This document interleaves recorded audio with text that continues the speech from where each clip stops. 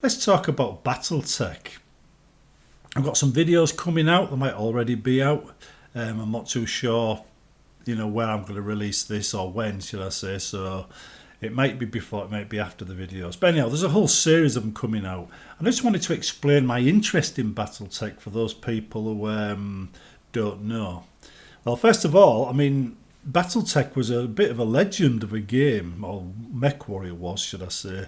Since when I was first got my first PC, I believe Mechwarrior 2 Mercenaries was the game to play at the time, and I loved it to bits. I never tried Mercenaries 1 or Mechwarrior 1, just started up from 2. I was an Amiga owner before that, you see, so we didn't get it on the Amiga. So yeah, I played it on the PC and loved it. Microprose did Mechwarrior 3, and that had deformable terrain, all kinds of stuff. We played that over a LAN in my house, with my local friends, and it was absolutely brilliant. When Mechwarrior 4 came out, I actually started modding that game. It all started with me being on the Mechwarrior 4 online forums and just talking about how I thought the maps would be made. Now at the time they'd had an NDA over so people couldn't talk about it if they knew. But I didn't sign the NDA and I didn't know, I was guessing. As a consequence, I was was offered a chance to actually use the beta editor. And then I had to sign an NDA to make sure I didn't just disclose everything. So that's how they shut me up. So I signed the NDA, started beta testing, and when it came to the actual editor going live, public, we found out me and my friends were the only ones that had done anything with it. Everybody else had just tinkered around with it, and that was it. So we had a ton of maps ready to release as soon as it went live, and we did really well. My website, Respawn at the time, was so flooded, with visitors wanting Mechwarrior stuff that I had to make a MechStorm site, a mech-only site, to cope with the load. So I had Respawn and MechStorm running side by side for a while. Both of them were successful sites in their own right. Respawn was successful because of the Total War medieval campaigns I'd made. Since Respawn, MechStorm became the site where a whole team grew up around the Mechwarrior stuff we were making at the time. So the maps, the AIs, and other things that all went on there, it was made by me and various other people who joined me on the site. We didn't know at the time because I just thought everybody was out to have fun playing games. Little did I know that there was a lot of rivalry going on between various sites, and when I was offered a place at MechTech and I took it, I accidentally annoyed the Mechwarrior 4 online guy, who I had no idea, about the community and how it was at the time, because I just liked playing the game. I didn't know about the politics side of things, so I stepped on his toes a bit, which I do regret, because if I'd known the politics was there, I would have probably just stayed put. But anyway, MechTech was quite prolific at making various things as well. And whilst we had a rivalry going on, because that's how they like to play things, I didn't. I just wanted to enjoy myself. Right, it was a site that catered for Mechwarrior fans quite well. Eventually, I left MechTech when they said they could support us in our what we were doing, and it turns out they couldn't. So I left and just carried on with MechStorm. MechStorm was where it became the permanent home. And that went on for a while until I handed it over to somebody else to continue the work. It has since been closed down. I think without me at the head of it, nothing went on, so it died a death. But at the end of the day, the person who does the work tends to be the one that draws people in. And when I was there, we had quite a few people on that site, including Starfire and Sim and a few others, helping out and doing their own thing, and they all brought in people just for their own products. Starfire did the HD pack, for example, the high definition graphic pack or texture pack for the mechs. So it was a very creative place, and I quite enjoyed that atmosphere where you get to just make things alongside people that are interested too. We did get a few people that tended to be a little bit controlling, shall we say, which I had to kick off the site. But it was good. It was a good environment. I enjoyed it. I joined various clans at the time as well. I was a member of Alpha Strike. I was a member of Mechwarrior faction. A member of Team Banzai. I'm not really a clan person though, to be honest. It wasn't really me. Clans are very narrow-minded in what they do, and you tend to follow the leader. I like to do my own thing. But I won't deny it wasn't fun playing on the servers with all three of them. It was. As long as you just played that one game and went elsewhere for other games. Because if you wanted to, your mates in the clan to play other games, then suddenly you're running into trouble. Because most clans didn't really like you wanting to play other games with the people on their servers, because basically you were distracting from the game they supported, which is fair enough. But yeah, that's basically the history. I mean, I was playing Mechwarrior locally long before I played it online. And we used to stand in puddles of water in the Mechwarrior 3 days to cool the mechs down in order to actually fire the things off. So it was quite a fun game. All my friends enjoyed it.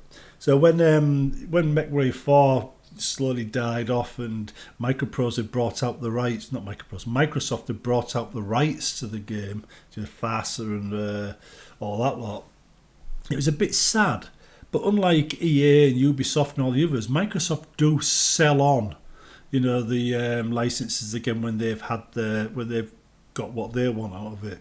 So it got passed back to, I believe, the original developers, who have since made BattleTech and Mechwarrior 5, two of the best Mechwarrior games and BattleTech games ever made, in my opinion. It is exactly what they should have been all along. And I think it's one of the reasons why I'm so attracted to the game. Even when I'm actually playing the game, when I'm not playing the game, even when I'm playing, say, Skyrim or something else like that, I'm still thinking I want to get back to BattleTech. It's always there in the mind, a game I must play again sometime. And when you're playing it, you think you get riveted to it for hours at a time. Then you stop playing it and you think, I don't want to go in it anymore. And then you go and play another game, and after a month you want to go back to it, and you're thinking later. And then eventually when you do go back, you think, why did I stop playing it? It's a great game, and it remains a great game. BattleTech itself is the tactical version, the top-down turn-based game. Whereas Mechwarrior is the first-person shooter version of the same game. If you look at the game side by side, it looks like exactly the same game, but the missions are turn-based in one and first-person shooter in the other. The other differences are the tactical game, the top-down turn-based game, is there's a lot more to it. Whereas the first-person shooter game, it's more of a lightweight version of BattleTech for those people that can't be asked with all the complicated, the complications behind running your own mech outfit or mech's outfit. So if you wanted the full works, you go with BattleTech. If you wanted a stripped-down shooty version, you go with Mechwarrior 5. That's how it works. I've got them both. I think I've got one on Epic and one on Steam, but they're really, really good games. And this week, I was just having a playthrough, and I loaded up my old save from when I finished the campaign. If you finish the campaign, you get an atlas at the end of it. Now, I was doing the campaign games a bit early, so it was always a struggle for me. Every battle was bloodshed. I lost loads of men in them campaigns. And now the campaign's over, I can do anything I like. I've still got that atlas, so I can use the atlas to do anything I like. And I've done a series of videos called the 100 Tons Up Club, which is a hats off to the Ton Up Club, which is what they used to call motorbikes that did over 100 miles per hour in the 50s and 60s, back in the old Brit bike days. I'm thinking of the BSA Gold Star here and things like that. So that's where the name came from. But yeah, this is just a fantastic game. BattleTech itself allows you to go from. It shows you the whole inner sphere. For example, that's you've got to look it up in the lore if you don't know what it is. Inner sphere is where the Star League was before it collapsed, and all the various factions started fighting. And Kerensky, he left, went beyond the periphery, and when his descendants came back, they were known as the clans, and they had vastly superior weaponry. So the clans are in BattleTech. They are in BattleTech the series, but they're not in BattleTech the game. I'm expecting some future update or some future game to include them, or even let you play that side of it. But it's a really rich history. It's got a really rich history and lore about it all that just draws you in and makes you want to try it. But like the Lost Tech side, and every planet you land on might contain Lost Tech, which gives you an advantage in the game. And you've got many missions in this where you can be given it as a reward for doing some particularly hard missions. And once you've got it, it's yours until it gets destroyed, and then you've lost it forever. But yeah, it's a really good game anyway. BattleTech to me is one of those classic series of games, BattleTech and Mechwarrior. One of those classic series of games which I always return to time and time again. I've never got bored of them. I do know you might get bored of, say, Mechwarrior 4 or Mechwarrior 3, but the series itself you never get bored of. They always manage to take it a step up. It's changed hands several times as well, so each people have taken it over have done more with it. So yeah, if you wanted to try it out, I would recommend it. You can see the videos and the battles about it. The BattleTech ones are all turn-based. It's a bit like UFO and that kind of thing. You start with small mechs and you stick within areas where the risk is low. And as you go up in rank, you move to areas where the risk is higher, where you can use larger mechs and you can capture larger mechs. But it's always a struggle. It's never easy. I tend to keep the difficulty down to a certain level so I don't lose my whole clan in one go, because you're trying to control your finances. And if your finances end up being paid on repairs, you go bust. It's as simple as that. So there's more to it than just winning battles. You've got to control how much money it's costing you. You've got to, in the end, you've got to have more money coming in than going out.